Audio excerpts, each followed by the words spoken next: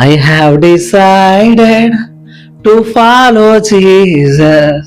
Do you know how this song born? ఈ పాట మనం అందరం చక్కగా పాడుతూ ఉంటాం, మంచిగా ఆరాధన చేసుకుంటాం. కానీ ఈ పాట వెనకతల ఒక విషాదమైన గాథ ఉంది. అదేంటో ఈరోజు మనం విందాం.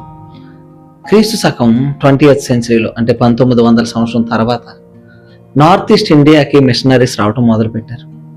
దేవుని యొక్క ప్రేమను అక్కడ ఉంచబడిన ప్రజలకు చెప్పడం మొదలుపెట్టారు. మేఘాలయలో ఉన్నటువంటి ఒక గ్రామంలో ఒక కుటుంబము దేవుని ప్రేమ వలన రక్షింపబడింది.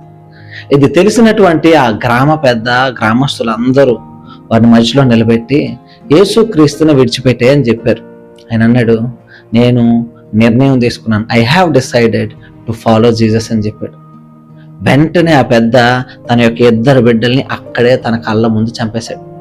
ఇప్పుడు మరలా అడుగుతున్నాడు గ్రామ పెద్ద, యేసుక్రీస్తుని విడిచిపెట్టేస్తావా లేదా అన్నాడు. అప్పుడు ఇతను అన్నాడు, no turning back, no turning back, మరలా నేను వెన్ను తిరిగి చూడను అన్నాడు. తన కళ్ళ ముందే తన భార్యను చంపేశారు. అయినా సరే క్రీస్తునే వెంబడించాడు.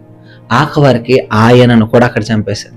క్రీస్తు కోసం హతసాక్షులుగా కుటుంబం అంతా ఉంచబడింది. యునో వన్ థింగ్, ఆ యొక్క వారి జీవితము లేదా వారి యొక్క త్యాగము ఆ గ్రామం అంతటికి సువార్తగా మార్చబడింది. ఏ గ్రామ పెద్ద అయితే వారిని చంపమని ఆదేశం చేశాడో ఆ గ్రామ పెద్ద క్రీస్తుని అంగీకరించాడు. ఆ గ్రామస్తులు క్రీస్తుని అంగీకరించారు. ఈ పాటను పాడటం మొదలుపెట్టారు, I have decided to follow Jesus.